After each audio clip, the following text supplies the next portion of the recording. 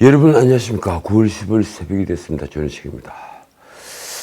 우리나라가 우크라이나에 무려 3조 원이 넘는 엄청난 돈을 지원하겠다. 이 윤석열 대통령이 한 말이죠. 우리 국가신보가 얼마인지 아십니까? 이 기재부 보고로는 1097조 8천억. 한 달 새 14조 5천억이 늘었습니다.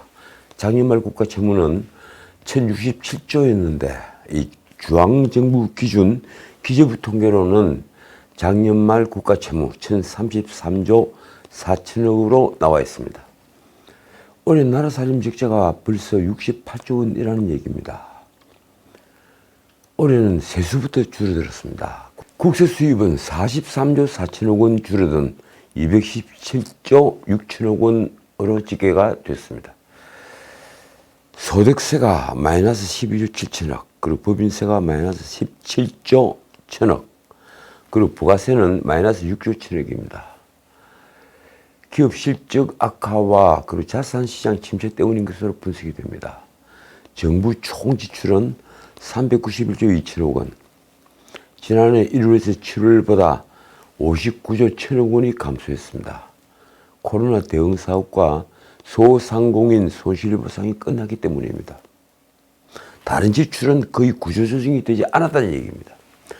결국 총 수입에서 총 지출을 뺀 통합재정 수지는 지난 7월 말 기준 37조 9천억 원 적자를 기록했습니다. 다시 이 통합재정 수지에서 국민연금 등 4대 보장성 기금을 차감을 해서 정부의 실질적인 재정 상태를 보여주는 관리재정 수지는 67조 9천억 원 적자입니다. 한 달 전보다 적자 규모가 15조 원 줄었지만 정부가 예상한 연간 적자 전망치 마이너스 58조 2천억 원과 비교를 하면 9조 7천억 원 많았습니다. 어떻든 국가 채무는 이미 정부가 예상한 올해 연말 기준 1101조 7천억 원에 거의 근접을 합니다. 거기다 올해 1월부터 8월까지 국고채 발행량은 131조 1천억 원으로 연간 총 발행한도 167조 8천억 원의 78.1%를 벌써 차지했습니다. 자, 이런 깝깝한 얘기 말고 조금 다른 얘기를 해야 되겠는데 또 깝깝한 뉴스입니다. 블라디미르 푸틴은 3박 4일간 2,700km를 달려온, 그러니까 아주 천천히 왔다고 할까요? 김정은과 지난 13일 4시간여 만난 뒤에 헤어졌습니다. 3박 4일을 달려왔는데 불과 4시간밖에 만나지 않았습니다. 회담을 마친 푸틴은 자국 러시아 언론에 김정은이 군수공장에 있는 하바롭스크 그리고 블라디보스토크 등을 방문할 것이라고 말했습니다. 그때부터 김정은의 일정은 초중국의 정상인 푸틴과 동행이 아니라 사실상 따로 노는 김정은이 나홀로 순방 형식으로 진행이 된다는 의미입니다. 모스크바 크렘린궁은 전날 정상회담은 13일 하루로 종료가 됐다 이렇게 밝혔죠. 크렘린궁은 푸틴이 김정은과의 만찬 불과 2시간 10분 뒤 참모들을 대동하고 아무르주의 가스 처리 공장을 방문한 사실을 게시했습니다. 김정은과 헤어져서 푸틴은 통상 업무로 빠르게 복귀를 한 것입니다. 통상적이지 않은 이런 의지는 러시아가 전통적 사회주의의 수직적 위기에 따라서 북한을 사회주의 종주국가 위성국가의 프레임, 그러니까 북한을 졸로 보는 그런 증거라는 해석이 나왔습니다. 그런데 13일 열렸던 북러시아 회담에서 푸틴은 김정은을 무려 30분이나 기다렸습니다. 그건 왜일까요? 우크라이나 전쟁으로 국제적 왕따가 된 처지라서인지 과거 정상회담 때마다 한두 시간 지각했던 태도가 달라진 것입니다. 푸틴은 2016년 박근혜 대통령과 회담 때 1시간 45분이 늦었죠. 그리고 2019년 문재인과 회담에서는 약 2시간 정도 늦었습니다. 아마도 보스토친이 우주기지에서 회담을 한 것은 김정은의 대내외적인 이미지 개선을 위한 이유도 있을 것입니다. 김정은을 붕 띄워준 겁니다.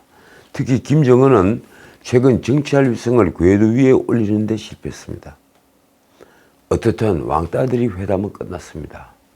국제 질서의 한 축인 유엔 안보리 상임이사국인 러시아가 안보리 제재의 대상이 되어 있는 북한과 무기를 물물교환했다는 사실이 앞으로 어떤 파장을 할까요? 자, 이제 국내 정치 얘기를 좀 하겠습니다. 이재명의 단식은 이재명이 풀어야 할 숙제를 안겨주고 있습니다. 무엇보다 그는 출구를 찾지 못하고 있습니다. 단식을 어떻게 끝낼까? 어떤 명분으로 끝낼까?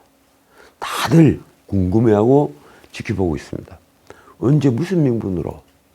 그러니까 무슨 요구가 관철되어 단식을 중단할 수 있을 것인가?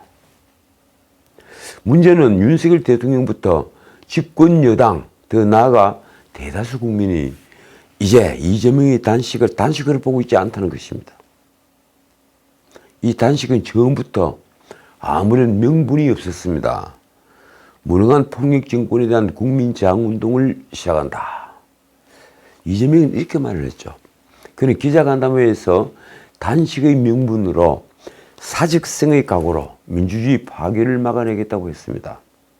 그러나 이재명이 내세운 세 가지 조건, 민주주의 파괴에 대한 사과, 후쿠시마 오염수 방류 반대 천명, 마지막으로 국정 쇄신 개각, 이런 요구를 대부분의 언론은 뜬금포라고 썼습니다.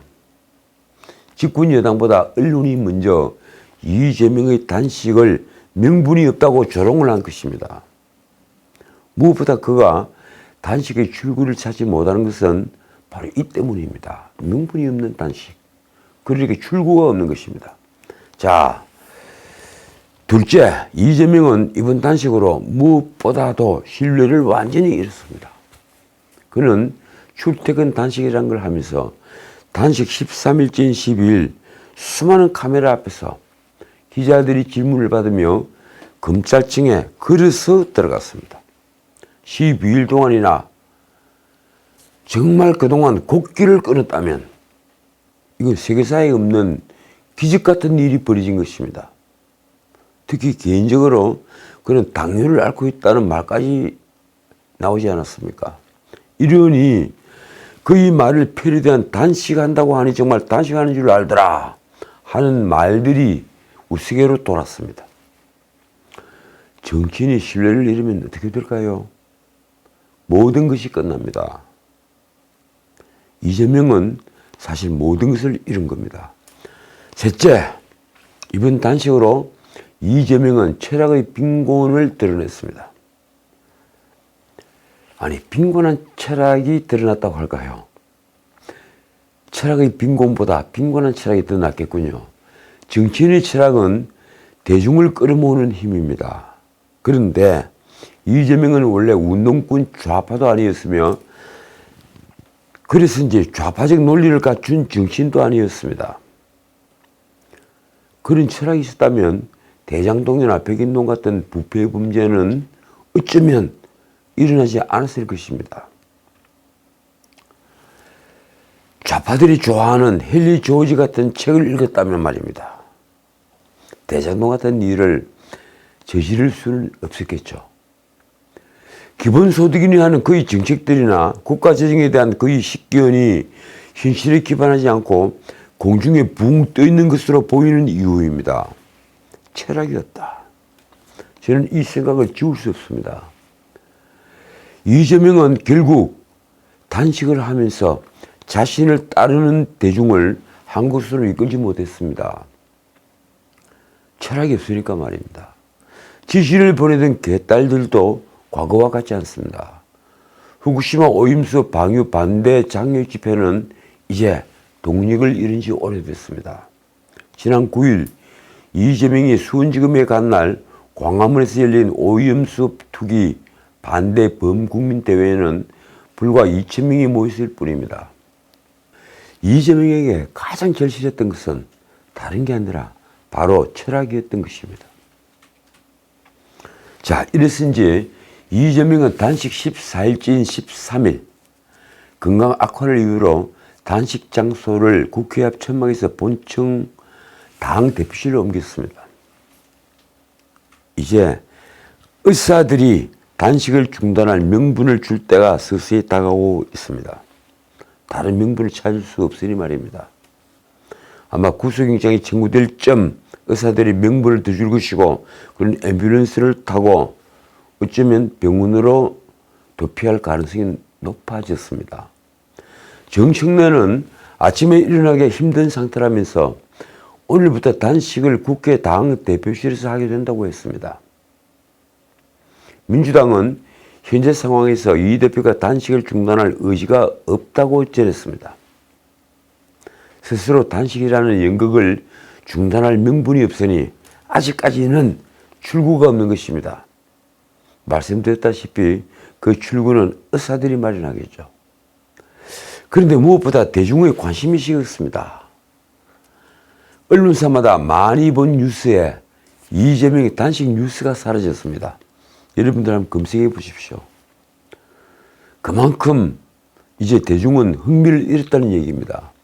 대중은 그가 단식을 왜 하는지, 단식을 진짜 하는지 이제 아무도 궁금해하지 않습니다. 참 기막힌 반전이 알 수 없습니다.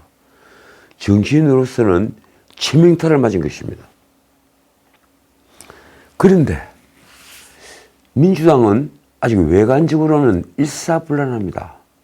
명색이 당대표가 단식을 한다고 하니 처음엔 빈정대던 비명계도 이제 입을 다물고 있습니다. 친명계는 연일 이재명에게 부정맥 빈도가 많아지고 있고 체중 감소도 상당하다며 외부 의료진이 통상 단식 10일에서 14일을 넘기면 의학적으로 불가역적인 손상이 온다고 경고하고 있다고 걱정합니다. 장기가 손상을 받는다는 그런 걱정을 하더군요. 단식 중단 명분을 찾지 못한 그들은 상황이 이렇게 되자 검찰을 향해 이재명을 단식 중 2차례나 소환했다며 검찰을 정치검사라며 목소리를 높였습니다. 어쨌든 상방울 대부성금 검찰 조사가 마무리되며 체포동의안 표결이 임박하자 비명계의 동향이 지금 주목받고 있습니다. 제가 대충 계산해 보니 35명만 반란표를 던지면 이재명은 판사 앞으로 끌려나가야 됩니다. 그러니 말입니다. 이 비명계 31명은 오래전 불체포 특권 포기를 선언을 했죠. 과연 어느 정도 반란표가 나올까요? 정청래는 이재명을 이렇게 변호했습니다. 선거법 대장동, 성남FC 백현동, 변호사비 대납, 대북 송금 사건 등 사건도 되지 않는 사건을 사건화해서 능멸하고 괴롭히고 있다. 그런데 제가 보기에는 이 사건 중에 정청래가 나열한 이 사건들 중에 무죄를 받을 사건은 없습니다. 더욱이 이 범죄들 중에 대부분은 무기징역까지 처벌이 가능한 중범죄인데다가 무엇보다 파렴치 자범입니다. 그런데도 정청래는 이렇게 말합니다. 김대중 노무현 죽이기를 할 때 김대중 노무현과 함께 똘똘 뭉쳐 싸웠듯이 이재명 죽이기에 맞서 민주당부터 이재명을 중심으로 똘똘 뭉쳐 싸우는 것이 급선무다. 제가 말이 하도 길어서 조금씩 줄였습니다. 자, 아마도 오늘 늦어도 다음 주 초에는 검찰이 다시 이재명에 대한 구속영장을 칠 것입니다. 명분은 지금 검찰이 주고 있습니다. 이같이 중형이 예상되는 파렴치 범죄가 중첩이 되고 그 대부분이 언론의 추적으로 사실관계가 대부분 소명된 상태에서 구속되지 않은 전례가 없기 때문입니다. 여러분들 한번 찾아보십시오. 이만한 중범죄가 이 정도로 소명이 된 경우에 구속이 안 된 경우가 있는지 말입니다. 지금 이재명을 구속하지 못한다는 것은 검찰 입장에서 보면 야당 대표는 어떤 범죄를 저지르는 파렴치 범죄자라도 구속할 수 없다는 것을 의미하는 것입니다. 법이 만민에 평등하게 적용되지 않은 것입니다.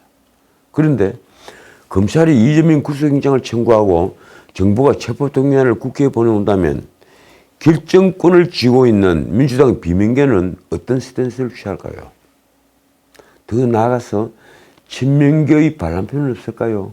아니면 민주당은 이재명의 단식을 계기로 동정표까지 대져 일사불란하게 체포동의안을 부결시키면서 집권 여당에게 저항을 할까요?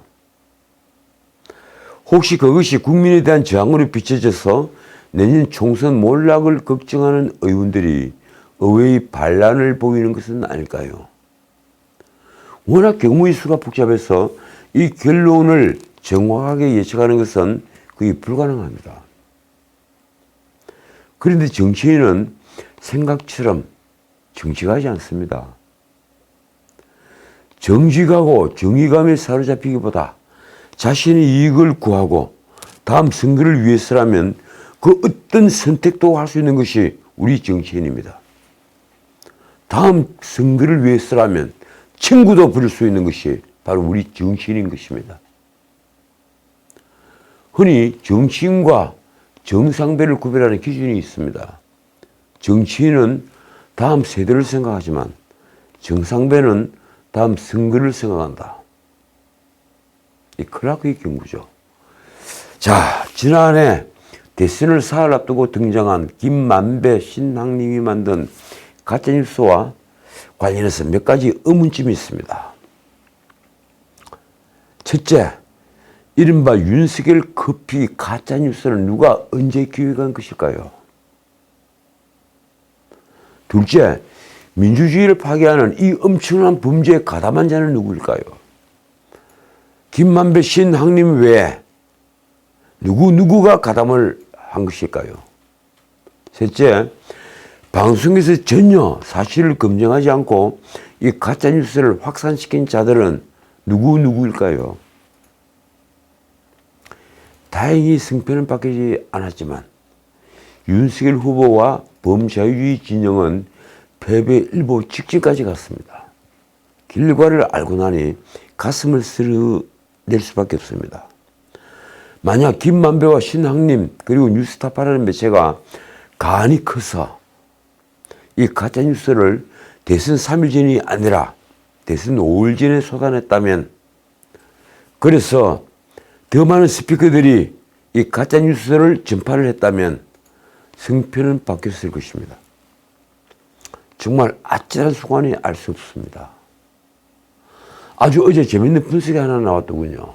이 쌓아간 가짜뉴스가 급속도로 확산할 수 있었던 배경 중에 하나로 라디오 시사 프로그램이 지목된 것입니다. 문재인 정부가 시작되자 친민주당 방송인들이, 정확히 말하면 좌파 방송인들이 대거 라디오 시사 프로그램 진행자로 발탁이 됐습니다. 저도 박근혜 정부 초기 과거 한때 아침 시사 프로그램 진행을 했기 때문에 누구 못지않게 공정한 진행에 아주 관심이 높습니다. 저도 1년 1개월 동안이나 YTN 시사 프로그램을 진행을 했죠. 전인식의 출발새 아침. 그런데 이 문재인 정권 라디오 TV 시사 프로그램 진행자는 정말 제가 보기에도 편파성이 너무 강했습니다. 그들이 전직을 보면 알 수 있지만 더욱이 그들은 프로그램을 진행하면서 누가 더 진영의 편을 드는가 마치 경쟁하는 것만 같았습니다. 지금도 그건 마찬가지입니다. 이들의 편파성이 대선 사흘 전 가짜뉴스를 확산시켰다는 것입니다. 국민의힘은 12일 가짜뉴스를 퍼나른 라디오 프로그램 진행자 등에 대해서도 끝까지 책임을 물릴 것이라고 했습니다. 형사 고소를 하겠다는 의미입니다. 다시 그때로 돌아가 볼까요? 대선 3일 전인 작년 3월 6일 밤 9시 20분 뉴스타파는 김만배와 신학님의 인터뷰를 편집한 가짜뉴스를 내보냈죠. 의도적 짜깁기를 한 뉴스였습니다. 윤석열 후보가 2011년 부산저축은행 사건 수사를 할 때 브로커 조우영에게 커피를 타줬다. 이른바 봐주기 수사 의혹을 보도를 한 것입니다. 커피를 타줬다는 것은 가짜 뉴스였지만 김어준, 주진우 등은 자신들 방송에서 개의치 않고 적극적으로 방송을 했습니다. 신문기사를 보면 김어준은 작년 3월 7일과 8일 TBS 라디오 뉴스공장에서 이런 멘트를 했습니다. 대장동에 대한 인식을 바꿀 수 있는 기사인데 포털에서는 볼 수가 없다.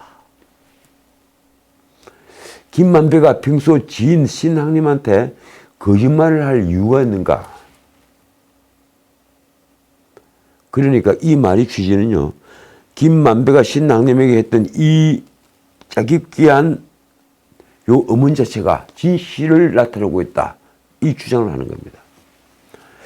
이 내용은 유권자가 투표하기 전에 참고할 만한 매우 중요한 정보다.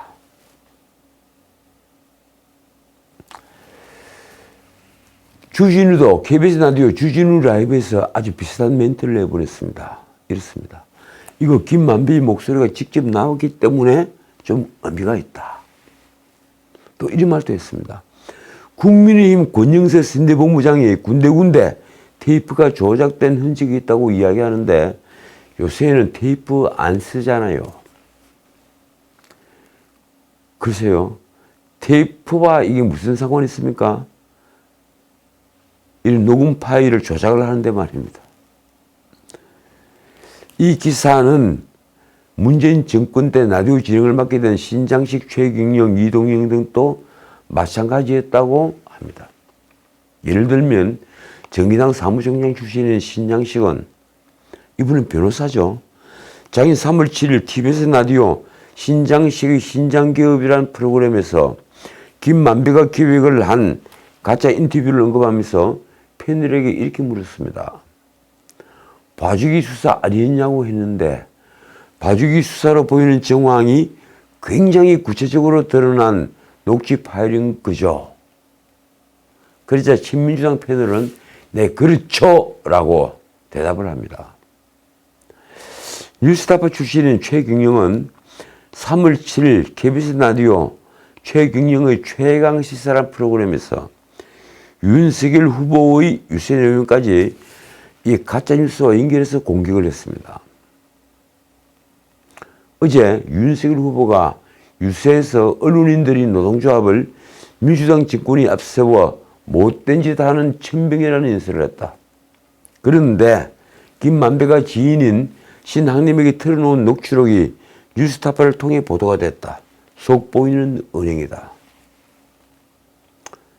요 취지의 얘기를 한 겁니다. 최경영을 비롯한 이런 진행자들이 방송으로 윤석열의 표를 이재명의 표로 바꾼 것은 과연 어느 정도일까요? 저는 적어도 100만 표는 된다는 생각을 합니다.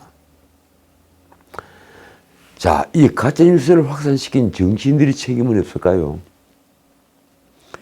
작년 2월 22일 민주당 안민석은 대장동 사건은 2011년 커피로부터 시작된 커피 게이트라고 했습니다.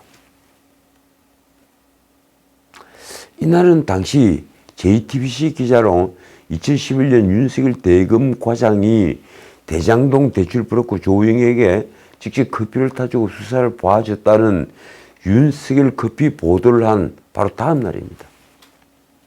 이를 보도한 JTBC 기자 봉지욱은 이후에 뉴스타파로 이직을 했습니다.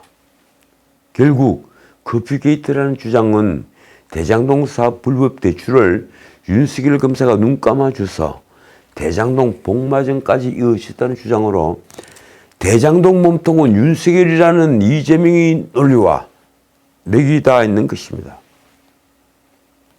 그런데 조우영은 윤석열을 만난 사실이 없습니다. 아니, 정확히는 없다고 합니다. 윤석열도 조우영을 전혀 모른다고 합니다. 그렇다면 가짜뉴스가 명백했는데 이재명 캠프는 아랑곳하지 않았습니다.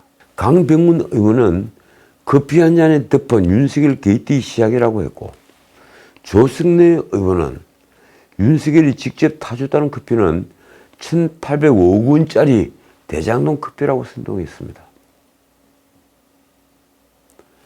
박찬대는 이런 말까지 했습니다. 급히 타주고 죄에 덮어준 스폰서 검사 윤석열. 결정적인 것은 이재명이 2월 20일 TV 토론에서 한 말입니다. 이건 다들 이제 알고 계시죠. 조영에게 커피를 왜 타줬느냐. 윤석열 후보를 옆에 두고 그대로 공박을 한 거죠. 왜 당신이 조영에게 커피를 타줬느냐. 윤석열 후보는 느닷없는 이 질문에 제대로 대응조차 하지 못했습니다. 이후 대선 사흘 전인 3월 6일 뉴스타파는 김만배 녹취록을 짜기 위해서 윤석열 검사가 직접 커피를 타준 것처럼 보도했습니다. 세상을 바꾸려 했던 이 엄청난 범죄는 자칫 무실 뻔했습니다. 검찰이 최근 김만배로부터 1억 6,500만 원을 받고 허위사실 인터뷰하고 이를 뉴스타파에 보도한 혐의로 신학님을 소환 수사하지 않았다면 누가 이를 알 수 있었을까요? 인터뷰를 짜기 했던 뉴스타파는 이제 와서 커피는 핵심이 아니며 커피를 누가 타줬든 수사를 봐줬다는 게 본질이라고 주장합니다. 그렇다면 윤석열 검사의 수사 무마는 드러난 증거가 있는 것입니까? 아직 뉴스타파든 어느 좌파 언론이든 그런 증거를 전혀 내놓고 있지 못합니다. 자, 대선 개입 여론조작 사건을 수사 중인 서울중앙지검 특별수사팀이 지난 대선 직전에 윤석열 수사 무마 가짜뉴스를 보도한 뉴스타파와 그리고 JTBC 등을 14일 전격적으로 압수수색했습니다. 검찰은 어제 오전 서울 중구에 있는 뉴스타파 사무실과 그리고 마포구 JTBC 사무실 또 뉴스타파 기자 A와 전직 JTBC 기자 B의 주거지에 검사와 수사관을 보내 압수수색을 한 것입니다. 이들은 정보통신망법상 명예훼손 등의 혐의를 받고 있는 중입니다. 윤석열이 조영에게 커피를 타줬다는 이 가짜 뉴스는 JTBC가 2022년 2월 21일과 28일 두 차례 보도를 이미 했죠. 그리고 뉴스타파는 대선 사흘 전인 2022년 3월 6일 밤 9시 20분 신학님이 김만배와 했던 인터뷰 녹음 파일 편집본을 공개하면서 이와 유사한 보도를 했습니다. 당시 뉴스타파 전문위원이던 신학님은 인터뷰 직후에 김만배에게서 두 차례에 걸쳐 책 3권 값으로 무려 1억 6,500만 원을 받았습니다. 검찰 조사 결과 신학님은 2022년 2월 25일 이후에 뉴스타파 대표에게 김만배 인터뷰를 구두 보고했다고 합니다. 그리고 그해 3월 4일 인터뷰 음성 파일을 뉴스타파 측에 제공을 했습니다. 그걸 뉴스타파 측은 이틀 동안 가공을 한 겁니다. 그래서 뉴스타파 측은 신학님이 보도 이틀 전에 녹음 파일을 제공해 급히 검증하고 보도했다. 이렇게 지금 밝히고 있습니다. 그런데 당사자 조우영은 아까도 말씀드렸다시피 2021년 11월 24일 문재인 정부 검찰에 불려가서 조사를 받으면서 2011년 대검 중수부 조사를 받을 때 윤석열 검사를 만나거나 조사받은 적이 없다는 점을 명확히 밝혔습니다. 조우영의 말이 이렇습니다. 윤석열 검사를 만난 적이 없다. 박땡땡 검사에게 조사를 받았다. 김만배도 지난 6월 26일 검찰 조사에서 부산 저축은행 사건의 주인 검사가 누군지도 몰랐다며 이렇게 말한 바 있습니다. 2011년 조영에게 커피를 타준 박땡땡 검사가 주인 검사가 아니라는 것 정도는 알고 있었다. 그러면서 김만배는 신학님과 허위사실을 인터뷰한 것을 인정하면서 또 이렇게 말했습니다. 신학님에게 제가 조금 센 사람처럼 보이려고 사실이 아닌 내용을 사실인 것처럼 말했다. 죄송하다. 그런데 과연 그것뿐일까요?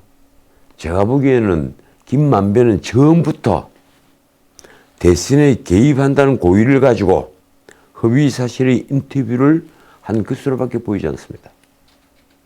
아니 정확히는 인터뷰를 한 다음에 이걸 어떻게 짜깁기해서 자기들이 도망갈 구멍을 마련해 놓고 허위사실 짜깁기한 것을 보도를 할 수 있을까? 그걸 고민한 것입니다. 여기에 신한림과 뉴스타파 측은 과연 어느 선까지 공모를 한 것일까요? 민주당의 주장과 달리 대장동 초기 사업자의 부산저축은행 대출건은 2011년 당시 대금 중수부의 수사 대상이 아니었습니다. 조우영은 인척인 부산저축은행 김모 부회장의 돈 심부름을 해준 것과 관련해서 참고인 신분으로 대금 중수부에서 조사를 받았습니다. 조우영이 2015년 처벌받은 대장동 대출 금실 10억여 원 이 수수 사건은 2014년 예금보험공사 조사에서 드러났던 것입니다. 그 1년 뒤에 처벌을 받은 겁니다. 자, 오늘은 여기까지입니다. 이재명의 단식 여파로 대장동 게이트 재판이 무려 3주나 연기가 됐습니다. 어제 이 뉴스가 인터넷에 조그만하게 나왔더군요. 근데 이 뉴스는 많은 것을 시사합니다. 무엇보다 앞으로 이재명의 재판은 마치 울산시장 선거 개입 사건처럼 질질 끌다가 어쩌면 다음 대선 때도 1심 판결이 나오지 않을 수가 있습니다. 이 대장동 게이트 재판은 위례 신도시 개발 특혜 의혹 및 성남FC 후원금과 함께 기소가 되었습니다. 기록만 200건이라고 그러죠.